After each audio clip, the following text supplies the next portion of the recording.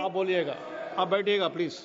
आज मैं आपके माध्यम से धन्यवाद करना चाहता हूं देश के यशस्वी प्रधानमंत्री जी का और माननीय गृह मंत्री जी का, जिन्होंने आज इस आप्रवासन और विदेशी विधेयक बिल 2025 में, जिसमें हमारी सुरक्षा, संप्रभुता और सशक्त भविष्य की ओर इस बिल को लाने का काम जो किया है, यह एक केवल कानूनी मसौदा नहीं है, बल्कि भारत की संप्रभुता, राष्ट्रीय सुरक्षा और नागरिकों की भलाई से जुड़ा एक ऐतिहासिक कदम है। यह एक संकल्प है अपने देश को सुरक्षित, समृद्ध और संगठित बनाने का। यह एक वचन है, हम भारत को उस स्थिति में नहीं पहुंचने देंगे जहां हमारी सीमाएं असुरक्षित हो। हमारी सीमाएं पाकिस्तान, चीन, नेपाल, भूटान, म्यांमार और बांग्लादेश से जुड़ी है। हमारी जमीनी सीमाएं 15,106 किलोमीटर और हमारी जो समुद्री सीमाएं है वो 7,516 किलोमीटर है। लेकिन इन सीमाओं से अवैध घुसपैठ और सुरक्षा संबंधी चुनौतियां बहुत सारी बातों को इस बिल को लाने को मजबूर करती हैं।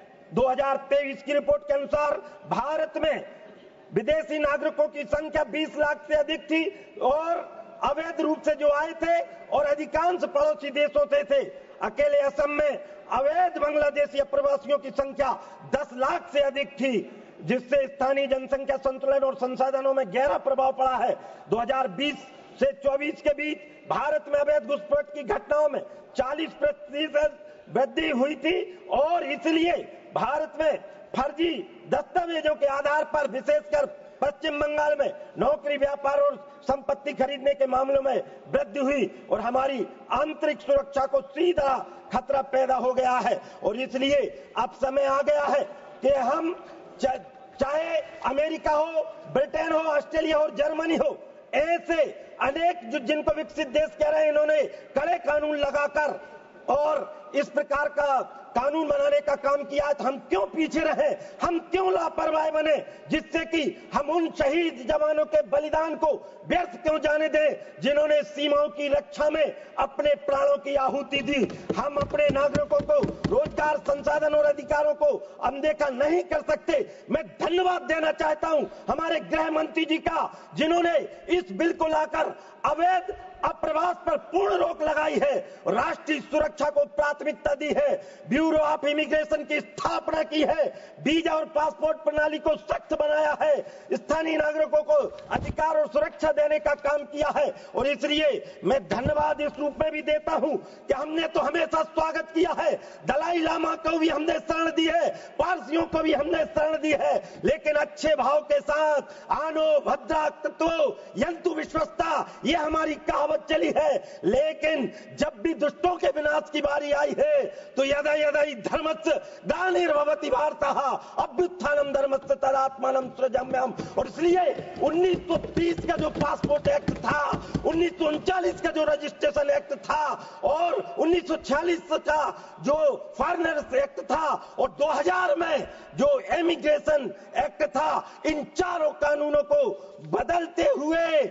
और एक ऐसा कानून जिससे मेरा देश अब आगे सुरक्षित और उसमें ऐसे कठोर लाने का काम मैं गृह मंत्री जी का धन्यवाद देता हूं, जिसमें सजा का प्रावधान यदि घुसपैठ की है तो अब, क्योंकि अब तो घर में घुसकर मारा है और कब्र तुम्हारी खोदी है और दिल्ली की गद्दी पर बैठे नेता हमारे मोदी है। और इसलिए घुसपैठ करने वालों को 5 साल की सजा और 5 लाख का जुर्माना भी मिलेगा। नकली दस्तावेज वालों को 2 साल से लेकर 7 साल की सजा, 1 लाख से लेकर 10 लाख का जुर्माना, वीजा से अधिक रुकने पर 3 साल की सजा और 3 लाख का जुर्माना मिलेगा।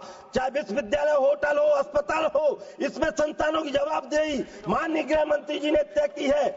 और इसलिए मैं उनका हृदय से धन्यवाद कहता हूं। मैं धन्यवाद इस साथ करता हूं कि 1 अप्रैल 2023 से और 31 मार्च 2000 के बीच 98.40 लाख विदेशी भारत आए। यह हमारी अर्थव्यवस्था का शुभ संकेत है, लेकिन ये अच्छे भाव के साथ।